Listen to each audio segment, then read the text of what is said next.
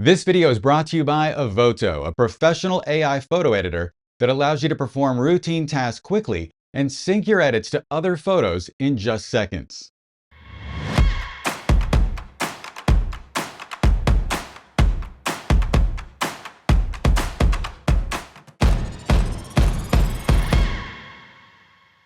Welcome back, everyone. You might have noticed that things look a little different today, and that's because today is my first day filming with my new Canon RF 24mm f1.8 lens. Previously, I was using their 28-70 f2, which is a great lens, but it actually wasn't wide enough for me to show you all the things on the shelves back here, including this camera, which is a Canon DCS3. In this video today, I'm going to break down for you how I got this shot with our model Colleen. And assisting me on set today is Xavier, and so you're probably going to see a little bit of him as well. I'm also going to show you how I got the image ready in Capture One and then retouched it in Evoto. My general direction for this shot was that I wanted to create some really harsh shadows on the backdrop and create specifically a really harsh one at the top by using a flag. So I started off by using an Elinchrom deep 105cm or 41-inch umbrella. It was silver with the light shoved all the way in. In theory, this should produce a really hard, high contrast light. Then between the umbrella and the set, I used a 20 by 30-inch flag. This is just a piece of foam board from an office supply store that's clipped on there with a Manfrotto clip to my C-stand kit. The key takeaway, though, that you need to know about using a flag in this situation is that the closer the flag is to the model, and relatively speaking, the further away it is from the light, then the more harsh or severe that shadow is going to be. It's going to cast a very, very sharp edge. If you place the flag closer to the light, then what's going to happen is that you're going to end up with a more diffuse shadow. So when you're using a flag on set, if you just simply want to darken down part of an area, just have the flag there between the light and the subject, but have it a little closer to the light. If you want to cast a distinct shadow, have the light further away from the flag, and then you'll get the results that you're going for. So once we got Colleen on set and took our very first test photo, I was a little disappointed because the shadow seemed a little too elevated. I think what was happening was the light from the umbrella was bouncing off the ceiling and off of the floor and maybe off of the walls too, and then reflecting back into those shadows and making them not so black. So we decided to switch to an Elinchrom 21cm or 8-inch grid reflector with a 30-degree grid inside.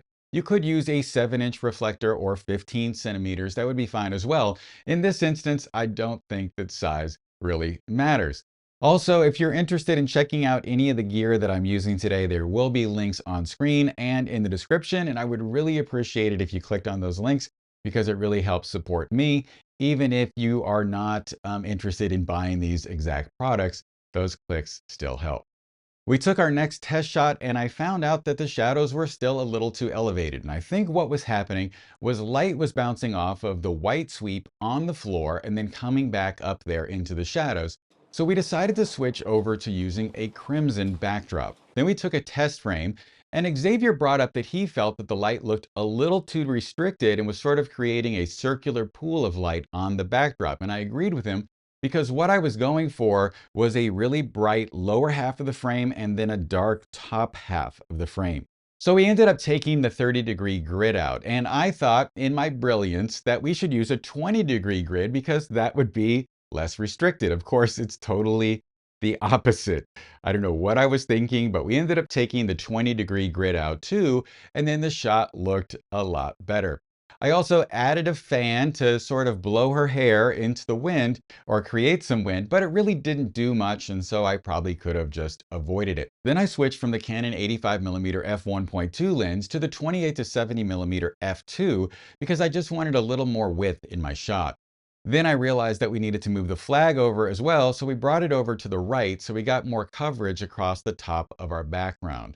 As we started shooting again, I realized that Colleen was going to be in a lot of motion during the shot, and I was going to end up with motion blur because my light was in standard mode. Now, most flash manufacturers have a mode where they prioritize flash duration. That's the amount of time that the flash comes out and then stops. And they prioritize that over color stability across the range or the power range from minimum to full power. So I switched over into action mode so that my burst of light would take place in a 3,000th of a second rather than a 1,000th of a second. And when the only light contributing to your shot is your flash, that burst of light sort of becomes your shutter speed, and a 3,000th of a second is going to stop any movement.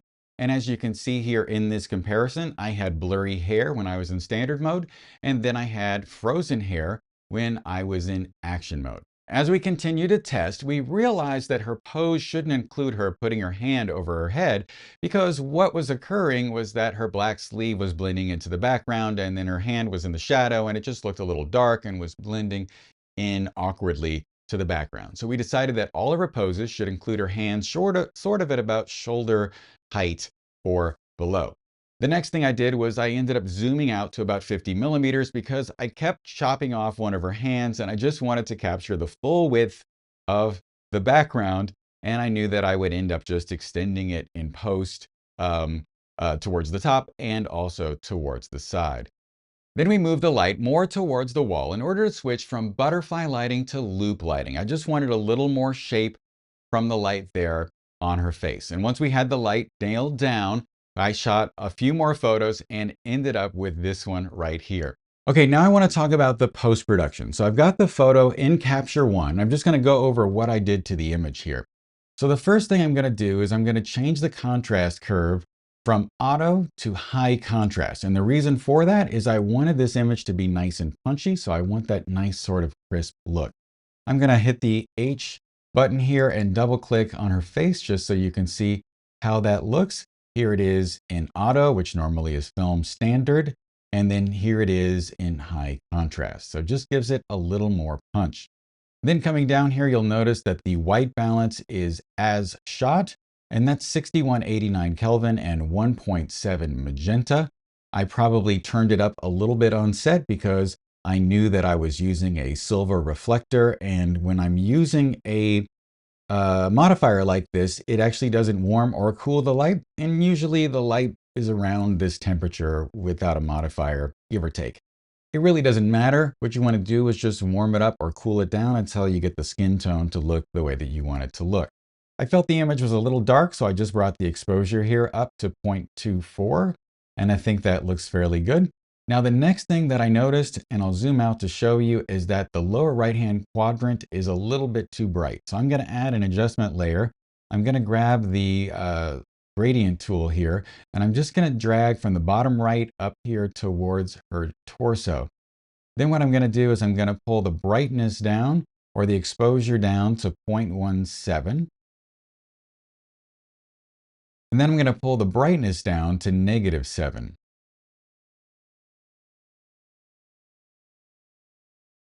And I think that looks great.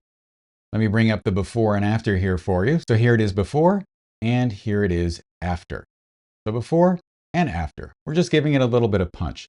I'm going to go ahead and sync this over to the other photo that I'm going to be retouching today, and then I'll bring those into Evoto, and I'll show you that next. All right, so I've got the two images open here in Evoto AI. I'm going to go ahead and zoom in to about 200% on her face here. That way you can see sort of what's happening in real time.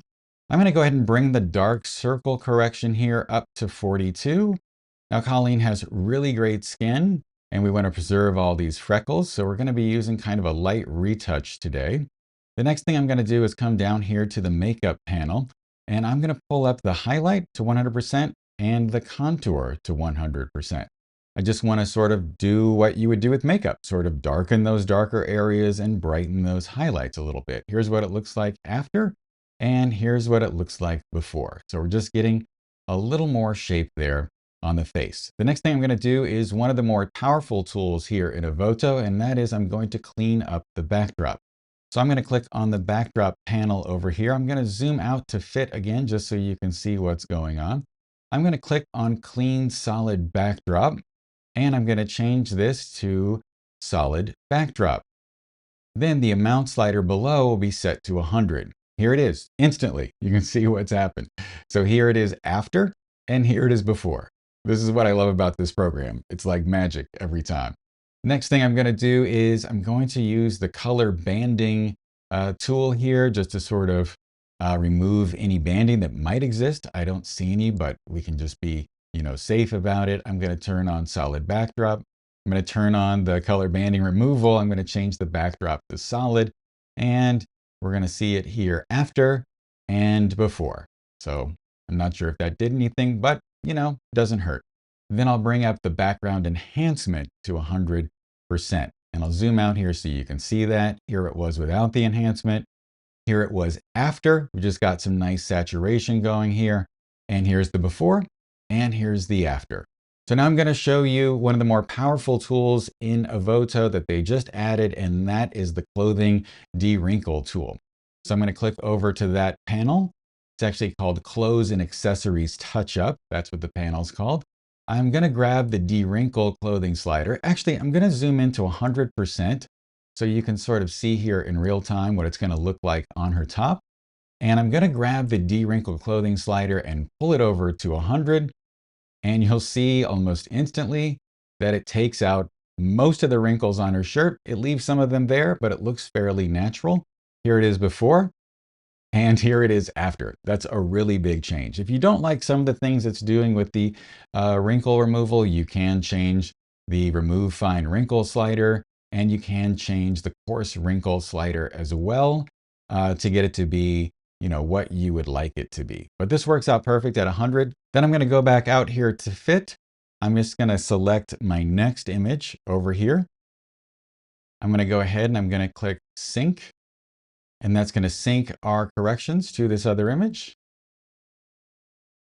And now I'll just go back to this photo, and you can see all of our corrections have carried over. Here it is before, and here it is after. Now, all I've got to do is export these and take them into Photoshop and extend the backgrounds. And now I'll put up on screen the before and after so you can see what that looks like. And I think they look great. What I love about Evoto is it really speeds up the retouching process. If I had done these backgrounds and the clothing de-wrinkling all in Photoshop, it would have taken me about 30 minutes to an hour per image. And as you saw, I was able to do it in Evoto in just seconds. If you're interested in checking out the software, just click on the link in the description and use the coupon code EVOTOJohnGress11 to save 5% on your subscription. If you enjoyed today's video, you might also enjoy my One Light lighting handbook, where I break down over 20 different one light setups. So to check that out, go to johngress.com/lighting handbooks. If you have any questions or comments, just leave those below. And as always, have a great day, and I'll talk to you soon.